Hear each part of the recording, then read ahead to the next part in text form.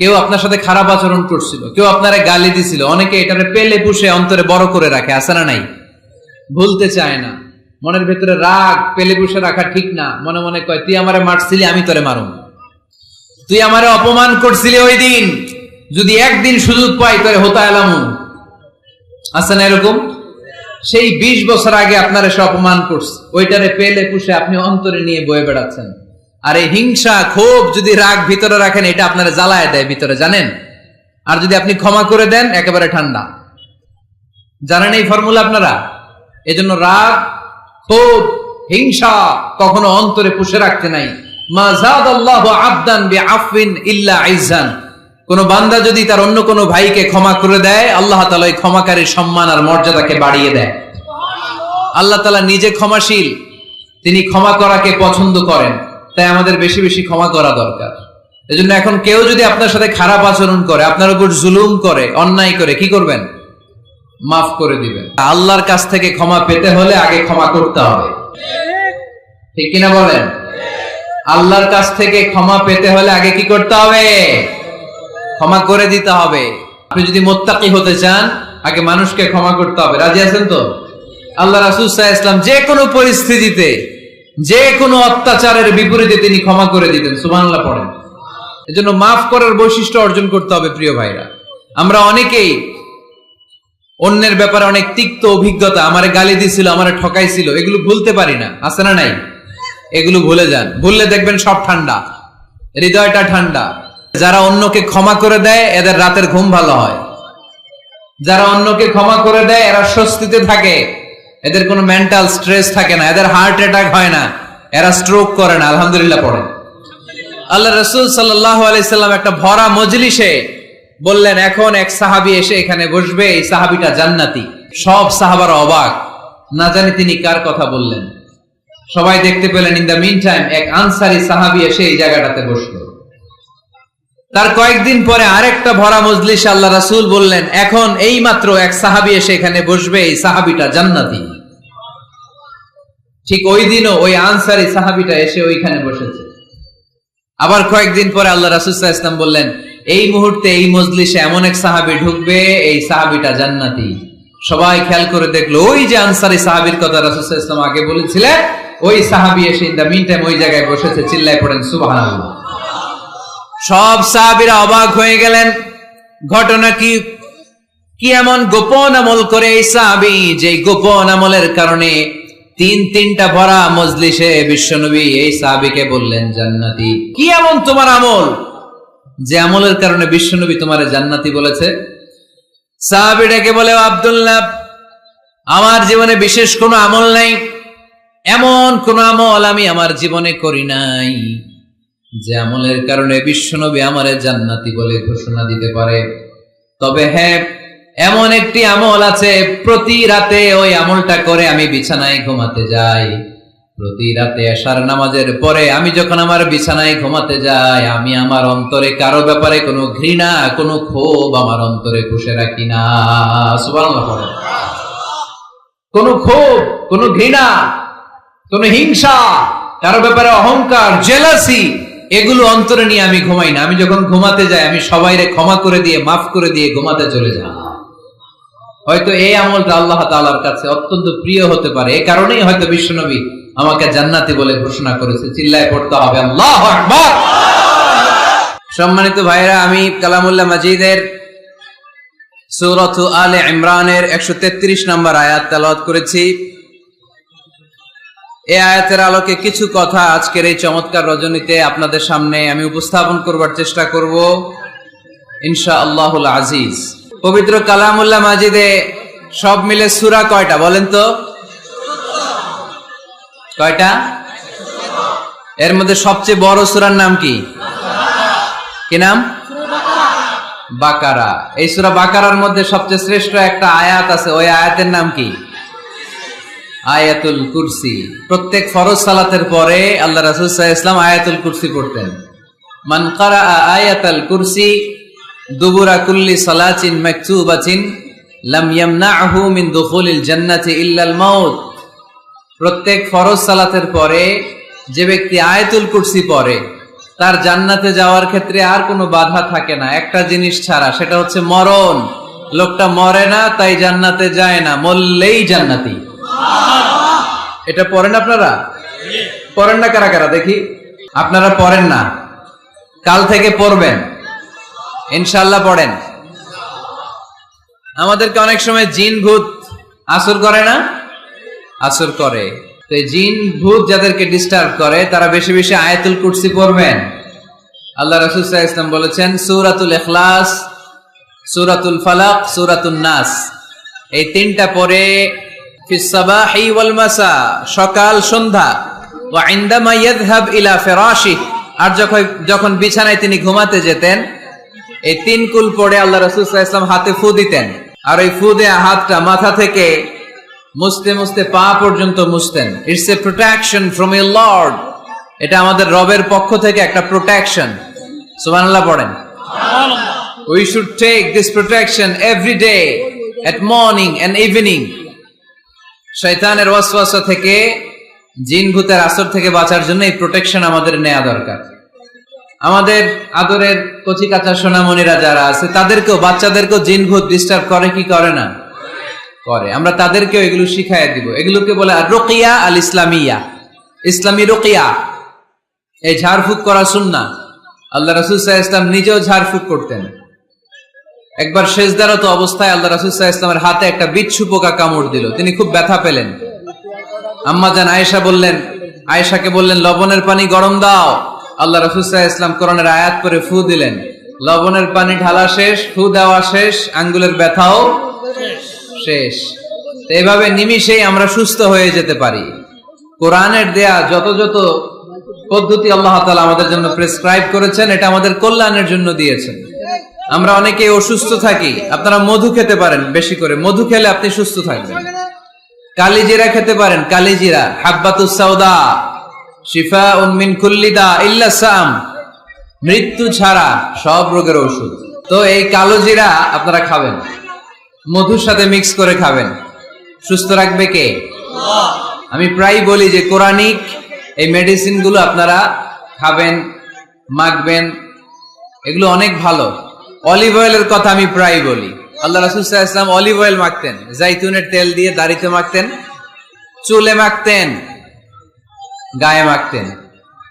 চামড়া সহজে কুচকে যায় না, চেহারা উজ্জ্বল থাকে, চুল সহজে সাদা হয় না, এজন্য বেশি বেশি অলিভ অয়েল ইউজ করবেন। তো 114টা সূরার মধ্য থেকে আমরা পবিত্র কালামুল্লাহ মাজিদের সূরাত আলে ইমরানের 133 নম্বর আয়াত তেলাওয়াত করেছি। এই সূরাটাকে আল্লাহ তাআলা একটা পরিবারের নামে ডেডিকেট করেছেন। পরিবারটা হচ্ছে আলে ইমরান, মানে ইমরানের পরিবার।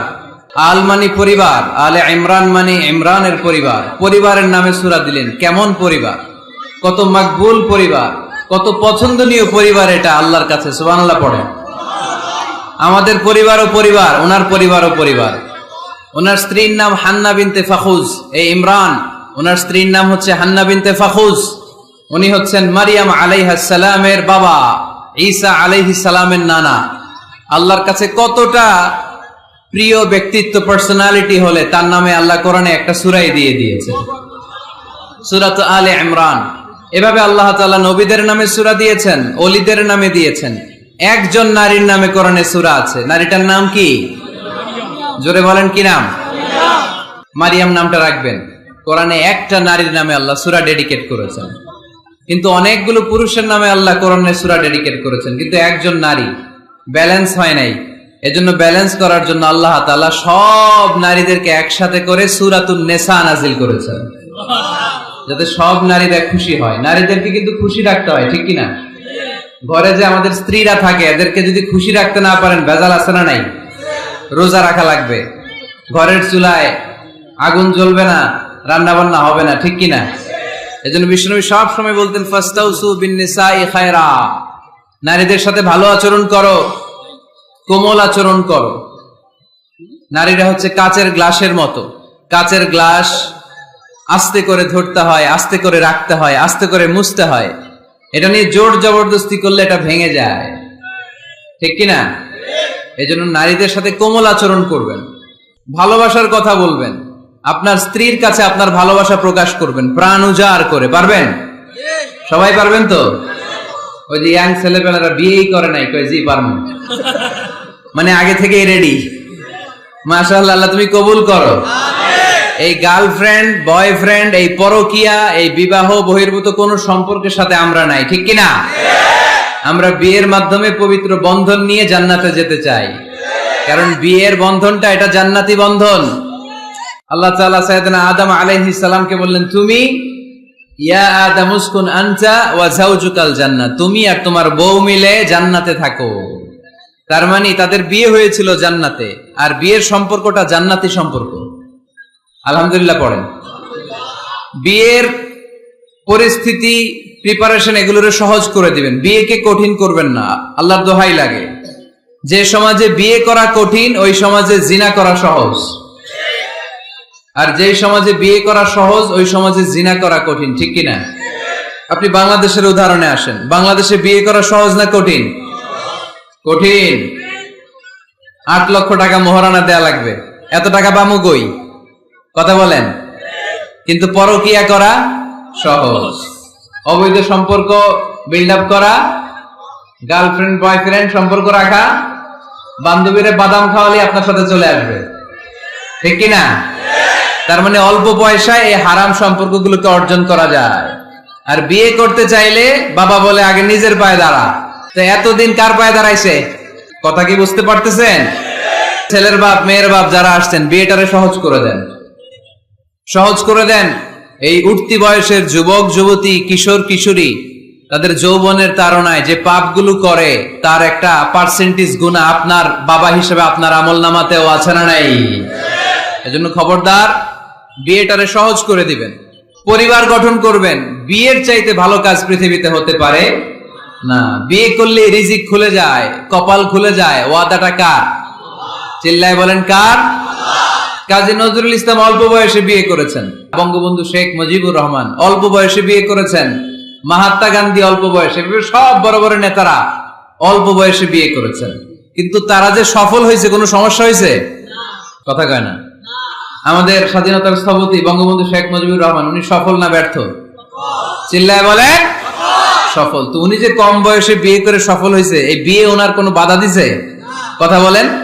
ঝামেলাটা হইলো ওনারা কম বয়সে বিয়ে করে সফল হয়েছেন, আর আমরা সফল হয়ে তারপরে বিয়ের পিড়িতে বসতে চাই, ঠিক কিনা? সফলতার কোনো শর্টকাট নাই, বিয়ে করেন, সফল বানাই দিবে কে? এজন্য বিয়ে করতে রাজি আছেন তো সবাই? সবাই রাজি? যারা একটা করছেন তারাও হাত তুলছেন? আজকে খবর আছে বাড়িতে গেলে। আল্লাহ তুমি কবুল করো। যে যুবক ভাইরা আজকের মাহফিলে এসে মাহফিলটাকে সার্থক করলো, তাদেরকে তুমি সাইয়েদনা ওমর ফারুকের মতো ঈমানি তেজ দাও। ইসলামকে বিজয়ী শক্তি হিসেবে দেখার জন্য যত স্যাক্রিফাইস নাজরানা পেশ করা দরকার সব পেশ করার তৌফিক দাও।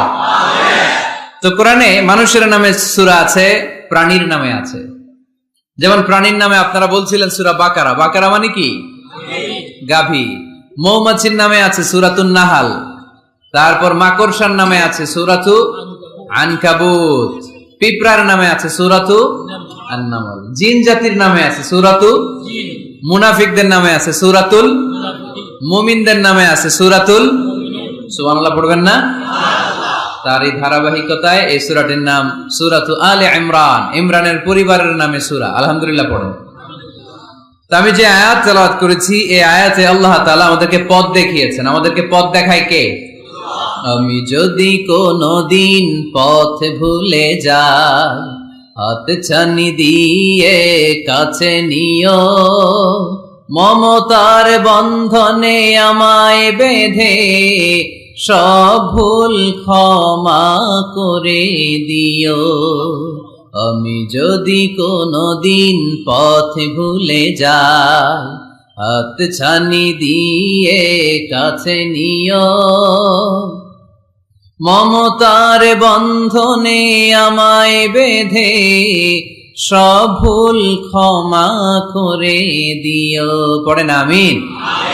আমরা সিরাতুল মুস্তাকিমের পথে চলতে চাই কি চাই না? এজন্য আমরা প্রতিদিন বলি ইহদিনাস সিরাতাল মুস্তাকিম। সবাই পড়েন ইহদিনাস সিরাতাল মুস্তাকিম। ও আল্লাহ, show us the right path, show us the correct path. তো আল্লাহ তাআলা এই সূরার 133 নম্বর আয়াতে আমাদেরকে পথ দেখিয়েছেন। পথ দুইটা, জোরে বলতে হবে কয়টা? একটা গিয়েছে ডান দিকে আর একটা গিয়েছে, আওয়াজ করে বলেন, একটা গিয়েছে আর একটা। নাও দ্য ডিসিশন ইজ ইয়ার্স, সিদ্ধান্ত আপনার। আপনি কোন পথের পথিক? আপনি কি ডানে যাবেন না বায়ে যাবেন? বুঝে শুনে সিদ্ধান্ত নিতে হবে। কোন দিকে যাব? ডানে আছে ক্ষমা আর জান্নাত, ডানে কি আছে? আর বায়ে আছে আল্লাহর রাগ, ক্রোধ আর জাহান্নাম। সো সিদ্ধান্ত আপনাকে নিতে হবে, আপনি কোন দিকে যাবেন। মনে থাকবে কোন দিকে। এজন্য রাব্বুল আলামিন বলেন, ওয়াসারিউ ইলা মাগফিরাতিম মির রাব্বিকুম ওয়া জান্নাতিন আরদুহাস সামাওয়াতু ওয়াল আরদু উইদ্দাত লিল মুত্তাকিন। সুবহানাল্লাহ পড়েন। ওয়াসারিউ ইলা মাগফিরাতিম মির রাব্বিকুম, ছোট ধাবিত হও, প্রতিযোগিতা করো রব্বে কারীমের দরবারে, ক্ষমা প্রাপ্তদের খাতায় নাম তুলো, ক্ষমার জন্য প্রতিযোগিতা করো আর জান্নাত লাভের প্রতিযোগিতা করো। আদেশটা কার? আমরাও ছুটি, আমরাও প্রতিযোগিতা করি, দুনিয়া কামানোর প্রতিযোগিতা, ঠিক কিনা? কেমন করে পৃথিবীতে ভালো থাকা যায়, কেমন করে অন্যের মেরে নিজের জায়গা জমি বাড়ানো যায়, কেমন করে দুর্বলের উপর অত্যাচার করে সমাজে সবল হওয়া যায়, কেমন করে প্রতিযোগিতার লড়াইয়ে ক্ষমতার দাপট দেখানো যায়, এগুলোর প্রতিযোগিতা। কেমন করে পেঁয়াজের দাম বাড়িয়ে দিয়ে খেটে খাওয়া মেহনতি মানুষের কষ্ট বাড়ানো যায়, কেমন করে দেশের সাধারণ জনগণের মধ্যে গুজব ছড়িয়ে দেয়া যায়, এগুলোর প্রতিযোগিতা, যাতে মানুষের কষ্ট হয়, যাতে আল্লাহ লানত তার উপর আসে। কিন্তু মুমিনরা কখনো এ ধরনের প্রতিযোগিতায় নামতে পারে না। মুমিনরা যাবে ডানে না বায়ে? সবাই বলেন, ডানে আছে ক্ষমা আর জান্নাত। ডানে আছে কি? আর উত্তর দিতে হবে আমার প্রশ্নের, ডানে আছে কি? আর দুইটা জিনিস আছে, এক নম্বরে ক্ষমা, দুই নম্বরে, আওয়াজ করে বলেন, এক নম্বরে, দুই নম্বরে। এই দুইটা আমরা চাই কি চাই না?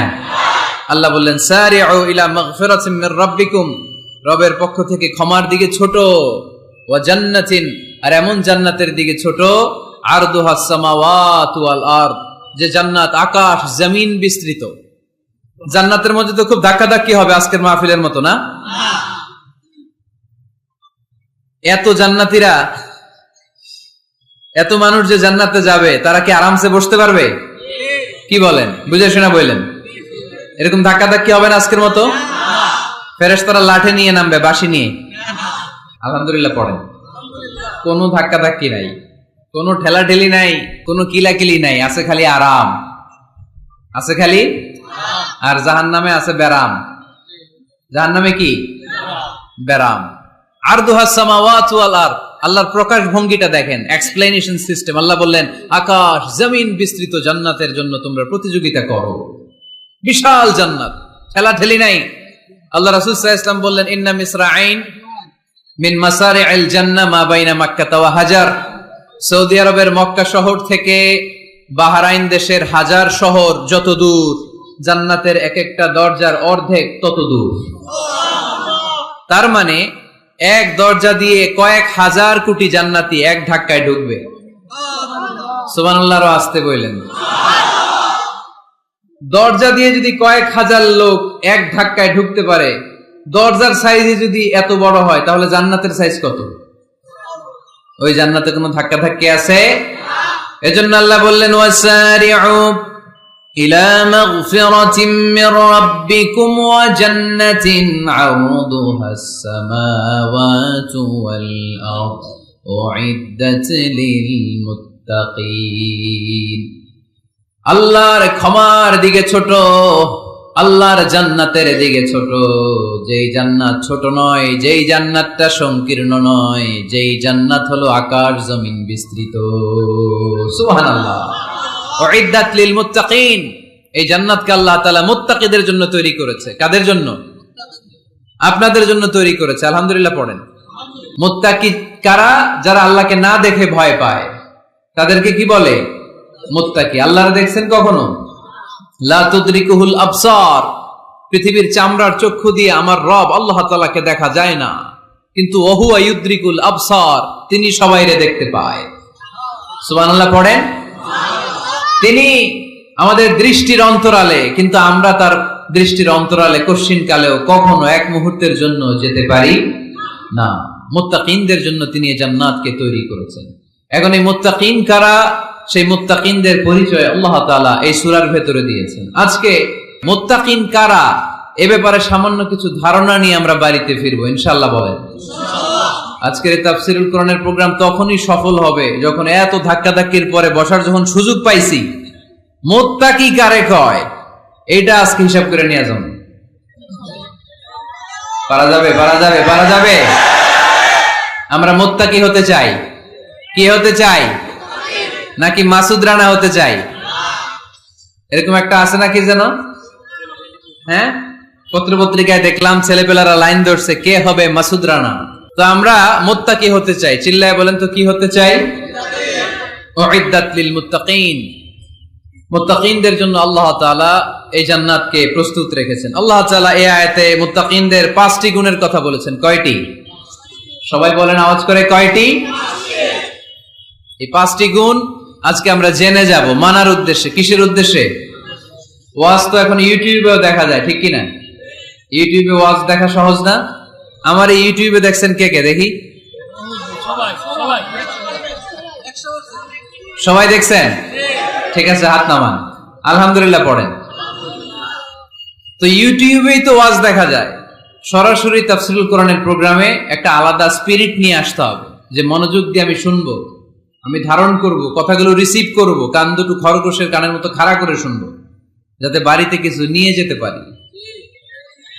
বাল্লিগু আন্নি ওয়ালাউ আয়া, একটি আয়াত, একটি বাক্য হলেও আল্লাহ রাসূল বলেছেন আমার থেকে মানুষের কাছে পৌঁছে দাও।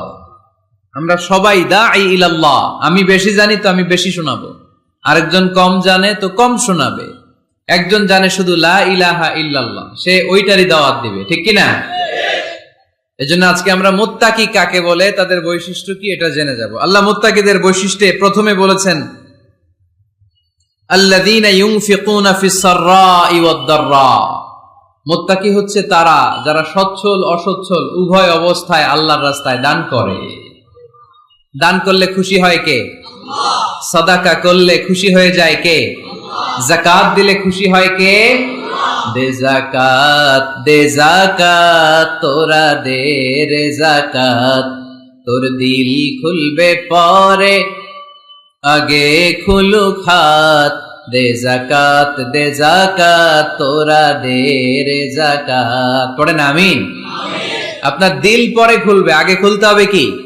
হাত। আল্লাযীনা ইউনফিকুনা ফিস সাররাই ওয়াদ দাররা। আল্লাহ বললেন আমার মুত্তাকি বান্দার প্রথম গুণ আল্লাযীনা ইউনফিকুনা ফিস সাররাই ওয়াদ দাররাই ওয়াল কাযিমিনাল গায়যা ওয়াল আফিনা আনিন নাস ওয়াল্লাহু ইউহিব্বুল মুহসিনিন। সুবহানাল্লাহ পড়ো। আল্লাযীনা ইউনফিকুনা ফিস সাররাই ওয়াদ দাররা। আমার মুত্তাকি বান্দারা সচ্ছল অসচ্ছল উভয় অবস্থায় দান করে। যখন তাদের কাছে বেশি টাকা থাকে তখন তারা বেশি দান করে, যখন কম থাকে কম দান করে, কিন্তু দান করে, ঠিক কিনা? দান করার ধারাবাহিকতা কখনো থামায় না। এখন আপনি সচ্ছল, অনেক টাকা তো বেশি দেন, এক সময় অর্থের টানাপোড়েন যাচ্ছে, সমস্যা যাচ্ছে, তো ওই সময় কম দেন। বছরে আপনি অবস্থা ভালো থাকে 10,000 টাকা সাদাকা করেন, যখন অবস্থা খারাপ 10 টাকাও কি সাদাকা করা যাবে না? তার মানে ইনফিকুনা ফিস সাররাই ওয়াদ দাররা, সুখে দুঃখে সব সময় যে দেয় তার নাম মুত্তাকি। সুখে দুঃখে সব সময় যে দেয় তার নাম মুত্তাকি। মদিনার সমাজে, মদিনার সাহাবীদের মধ্যে সবচেয়ে গরীব সাহাবী ছিলেন সাইয়েদনা বেলাল রাদিয়াল্লাহু তাআলা আনহু। নিজের লজ্জাস্থান ঢাকার কাপড়টা ছাড়া তার কাছে দ্বিতীয় কোনো কাপড় ছিল না। সকালে যদি খাবার পেত, দুপুরে খাবার ছিল না, দুপুরে পেলে রাতের জন্য ছিল না, আজকে খাবার থাকলে কালকে নাই। মদিনার সবচেয়ে গরীব সাহাবী বেলাল রাদিয়াল্লাহু তাআলা আনহু, লজ্জাস্থান ঢাকার জন্য শুধু একটা জামা ছিল, গায়ে দেওয়ার মতো কোনো জামা নাই। এই সাহাবীর মতো গরিব কোন সাহাবী মদিনার জমিনে নাই। এই বেলাল রাদিয়াল্লাহু তাআলা আনহুকে বিশ্বনবী ডেকে বললেন, ইয়া বেলাল আনফিক ইয়া বেলাল লা তাখশা মিন যিল আরশি ইকলালা। ও বেলাল, আল্লাহর রাস্তায় দান করো, কারণ আমার আল্লাহর ধন ভান্ডারের কমতি নাই। সাইয়েদনা বেলাল রাদিয়াল্লাহু তাআলা আনহু সবচেয়ে গরিব। শুনতেছেন? বুঝতেছেন? সবচেয়ে গরিব। ডাউন পার্টটা ঢাকার মতো একটা গার্মেন্ট ছিল, একটা কাপড়, এটা পেঁচায় আসতো, নামাজ পড়তো। গায়ে রাখার মতো কোনো জামা নাই, আর খাবার দাবার টাকা পয়সা বলতে নাই। ওই সাহাবীরা বিষ্ণু ইসলাম বললেন, আনফিক বেলাল, বেলাল তুমিও দান করো, তুমিও দাও, দানের হাতকে প্রশস্ত করে দাও। আনফিক ইবনা আদম উনফিক আলাইক, হে বনি আদম দাও, দিলে আমি তোমারে দেব। যারা দান করে বেশি তাদেরকে দেয় কে? আল্লাহ। দিলেই আসবে, না দিলে আসে না। আপনি দেন, দেখবেন আসতে শুরু করছে। এটাই সিস্টেম। দিলে কমে না, না দিলে কমে। সুবহানাল্লাহ পড়েন। উদাহরণ হিসেবে বোঝেন, আপনার হাতে 5 কেজি ওজনের একটা জিনিস দেয়া হলো, আপনি এটারে ধরে রাখছেন। এটারে ধরে রাখলে আর কিছু নিতে পারবেন? এটারে দিয়ে দিলেই না আরেকটা ধরতে পারবেন, ঠিক কিনা? 5 কেজির এটা হুজুরে দিয়ে দিলাম, এরপরে কেউ আমার 20 কেজি দিলে ওইটা ধরবো, ওইটা আবার আরেকজনকে দিব, এরপরে আরেকজন 30 কেজি দিলে ওইটারে ধরবো। কথা বলেন, কথা বলেন, কথা বলেন। এজন্য আল্লাহ বললেন, ইনফিকুনা ফিস সাররাই ওয়াদ দাররা। আমার মুত্তাকি বান্দার প্রথম গুণ, তারা সুখে দুঃখে সব সময় দান করে, দানের ধারাবাহিকতা সব সময় অব্যাহত রাখে। যারা সুখে দুঃখে সচ্ছল অসচ্ছল সব অবস্থায় দান করে, তাদের নাম হলো মুত্তাকি। মুত্তাকিদের প্রথম বৈশিষ্ট্য দান করে। আপনারা দান করেন তো? কিশোরগঞ্জের ভাইয়েরা সবাই করেন? করেন তো? Take it as a reminder. আজকের এই আলোচনাটা একটা রিমাইন্ডার হিসেবে নেন। যাদের দান করতে একটু সমস্যা, মনে থাকে না, অলসতা বা একটু কিপটামির মনোভাব আছে, এই কিপটামি কৃপণতা ভুলে যান, দেন। দেন না একটু, আপনারা দিবে কে? বিশ্বাস হয়? দিলে বাড়ে, দিলে না দিলে কমে, কারণ আপনি দিলে আপনারা দিবে কে? তবে গোপন অবস্থায় দেওয়াটা উত্তম। প্রকাশ্য দান করলে আল্লাহ কবুল করেন, ওইটাতেও সওয়াব আছে, কিন্তু গোপনে দান করলে বেশি খুশি হয় কে? গোপনে দান করলে আল্লাহর রাগ ক্রোধ কমে যায়। আপনার কোনো পাপের কারণে আল্লাহ যদি আপনার উপর রেগে থাকে, আপনি গোপনে কিছু দান করে দেন, ওই রাগটা মুহূর্তেই ঠান্ডা হয়ে যাবে। 7 শ্রেণীর ব্যক্তিকে আল্লাহ তাআলা আরশের নিচে ছায়া দিবে কিয়ামতের দিন, যেদিন আকাশের সূর্যটা মাথার কাছে চলে আসবে, জমিনটা তামার জমিন হয়ে যাবে, তৃষ্ণায় মানুষের জিহ্বা বের হয়ে কুকুরের মতো নাভির সামনে ঝুলতে থাকবে। সূর্যের প্রচন্ড কিরণ আর তাপে মাথার মগজগুলো গলে গলে নাকের ছিদ্র আর কানের ছিদ্র দিয়ে ভাতের মাড়ের মতো টপ টপ করে বেয়ে বেয়ে পড়বে। আল্লাহর আরশের ছায়া ছাড়া সেদিন আর কোনো ছায়া থাকবে না। বিষ্ণু বললেন, 7 শ্রেণীর ব্যক্তিকে আল্লাহ তাআলা সেদিন আরশের নিচে ছায়া দিবে। তার মধ্যে 1 শ্রেণীর ব্যক্তি হচ্ছে রাজুলুন তাসাদ্দাকা বিসাদাকা ফাআখফাহা।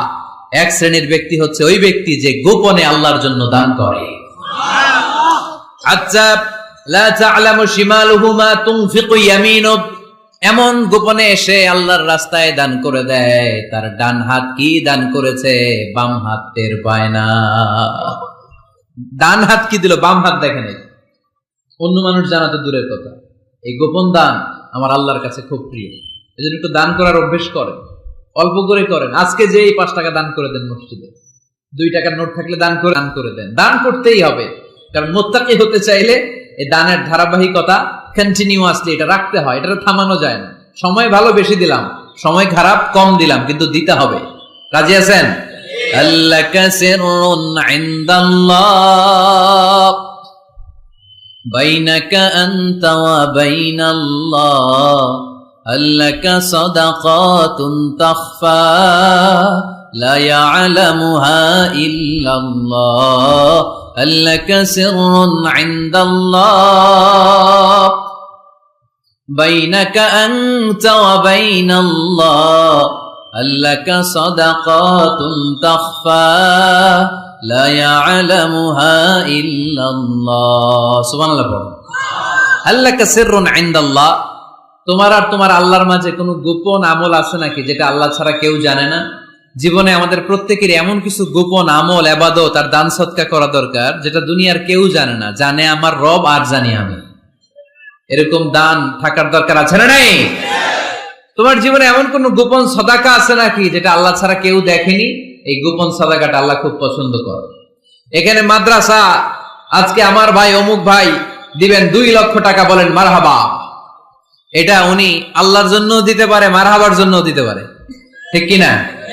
কিন্তু রাতের আধারে রাস্তার পাশ দিয়ে হেঁটে যাচ্ছেন, মসজিদের দান বাক্সটা লেখা, উপরে সাইনবোর্ডে লেখা মুক্ত হস্তে আল্লাহর ঘরের জন্য দান করুন। কেউ নাই, কাক পক্ষী নাই, রাত বাজে 2টা, হঠাৎ করে পকেট থেকে 1000 টাকার বা 100 টাকার কচকচে নোটটা আপনি দান করে দিলেন। ওই দানটা 1 কোটি টাকার দানের চেয়েও বড় দান।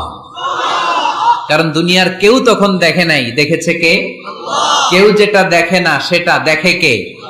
কেউ যেটা জানে না সেটা জানে কে? সবার চোখ ফাঁকি দেয়া গেলেও আমার আল্লাহর চোখ ফাঁকি দেয়া যায়? এজন্য দান করতে হবে একজনের খুশির জন্য, তিনি কে?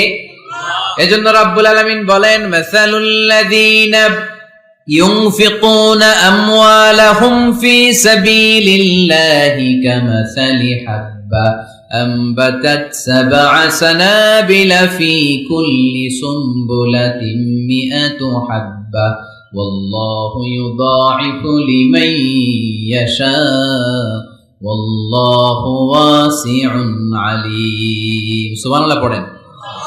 আল্লাহ বললেন, এই যে তোমরা আমার রাস্তায় দান করো, এটার উপমা একটা চারা বীজের মতো। এই চারা বীজ জমিনে গেড়ে দিলে সেখান থেকে 60টা শীষ গজায়, প্রতিটা শীষ থেকে 100টা করে দানা হয়, প্রতিটা শীষে জন্ম নেয় শত শস্য দানা। সুবহানাল্লাহ। চারা বীজ চিনেন না? মাটিতে ঢুকাই দিলেন, 60টা শীষ গজালো, প্রতিটা শীষে আবার 100টা করে দানা, মোট কটা হইলো? 700টা। এক চারা বীজ থেকে যেমনি 700 দানা গজায়, তেমনি 1 টাকা দান করলে এরকম 700 গুণ সওয়াব আপনার আমলনামায় ঢুকাই দিবে কে? যারা দুনিয়ার বুকে প্রকাশ্যে গোপনে দান করত, সচ্ছল আর অসচ্ছল অবস্থায় দান করত, কিয়ামতের দিন যখন তাদেরকে তাদের আমলনামা দেয়া হবে, আমলনামা দেখে বলবে, আল্লাহ এত সওয়াব দুনিয়ার বুকে আমি করি নাই, অন্য কারো আমলনামা তোমার ফেরেশতারা ভুল করে আমারে দিয়েছে। আল্লাহ এত আমলনামা তো আমি করি নাই, এত নেক কাজ কোত্থেকে আসলো? এটা আমার না, তোমার ফেরেশতারা ভুল করে আরেকজনেরটা গছাই দিছে আমার। আল্লাহ বলবে, না, আমার ফেরেশতারা ভুল করে না। সুবহানাল্লাহ পড়েন। ফেরেশতারা কখনো ভুল করতে পারে না, এটা তোমারই আমলনামা, আমার আমলনামা, আমি তো এত সওয়াব করি নাই। আল্লাহ বললেন, তুমি যে ওই আমার খুশির জন্য দান করেছো, ওই ছোট্ট দানটাকে আমি বড় করে তোমার আমলনামায় ঢুকাই দিচ্ছি। আরো আস্তে কোন সুবহানাল্লাহ। হাদিসে এসেছে, কামা ইউরাব্বি আহাদুকুম ফুলুয়া, তোমরা যেমনি ছাগল পালো, বাছুর পালো, আল্লাহ তাআলা তোমাদের দানটাকে এরকম পেলে পুষে বড় করে। গরু পালন কারা দেখি? মাশাআল্লাহ, সবার বাড়িতে গরু? হ্যাঁ, বাড়ি বাড়ি। আপনার বাড়িতেও আছে? তো এই যে গাভী যখন বাচ্চা দেয়, বাছুর হয়, খুশি লাগে না আপনাদের? মালিক কি করে? এটারে খাওয়ায়, খাইয়ে দাইয়ে পেলে পুষে বড় করে না? কুরবানির হাটে বিক্রির জন্য। আল্লাহ বললে, তুমি যে ওই ছোট্ট দান করেছো, তোমার এই ছোট্ট দানটা আমিও এটারে খাইয়ে দাইয়ে পেলে পুষে বড় করে উহুদ পাহাড়ের সমান করে তোমার আমলনামায় ঢুকিয়ে দিয়েছি। এজন্য আল্লাহ বললেন, আল্লাযীনা ইউনফিকুনা ফিস সাররাই ওয়াদ দাররা, মুত্তাকিদের প্রথম গুণ সচ্ছল আর অসচ্ছল উভয় অবস্থায় আল্লাহর জন্য তারা দান করে। সুবহানাল্লাহ। তাহলে মুত্তাকিদের প্রথম গুণ, তারা কি করে? জোরে বলেন, সবাই বলেন, আবার বলেন। আপনাদের কষ্ট হচ্ছে? দোয়া করে ফেলি আমরা তো। গলার আওয়াজ এত অল্প কেন? আওয়াজ করে উত্তর দেওয়া যাবে? চিল্লায় পড়েন আল্লাহু আকবার। এভাবে উত্তর দিবেন, এভাবে আওয়াজ করে উত্তর দিলে আমি বুঝবো আমার কথা শুনতেছেন, বুঝতেছেন। তা না হলে আমি বুঝবো বুঝতেছেন না, আমি এত কষ্ট করে বলে এরা বুঝে না। তো মুত্তাকিদের প্রথম গুণ, তারা কি করে? আরো জোরে বলেন, কি করে? মুত্তাকিদের 2 নাম্বার গুণ আল্লাহ বললেন, আল কাযিমিনাল গায়জ। মুত্তাকিরা শুধু সুখে দুঃখে, সচ্ছল অসচ্ছল অবস্থায় তারা দান করে না। মুত্তাকি বান্দার 2 নাম্বার বৈশিষ্ট্য, তারা রাগকে হজম করে, ক্রোধকে নিয়ন্ত্রণ করে। সুবহানাল্লাহ। মুত্তাকিনরা অল্পতে চটে যায় না, হট টেম্পার্ড না। আমাদের অনেকে আছে হট টেম্পার্ড, কিছু বুঝলেও চেতে, না বুঝলেও চেতে। এরকম চেত আছে নাকি আপনাদের? রাগ রে আপনারা কি বলেন আঞ্চলিক ভাষায়? রাগী বলেন।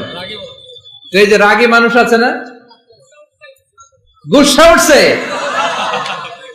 এই যে গুসা যে ওঠে, এটা খুবই স্বাভাবিক। গুসাটা ওঠা সবার ওঠে, এটা কি বলেন? ওঠে না? ওঠে না? আপনাদের মধ্যে থেকে গুসা বেশি ওঠে কার দেখি? আছে তো, রোগী আছে তো অনেক। আল্লাহ আপনাদের গুসাগুলোরে ঠান্ডা করে দেখ, আর ভালো গুসাগুলো যেন আপনারা ইসলামের পক্ষে করতে পারেন। আল্লাহ তৌফিক দান করো।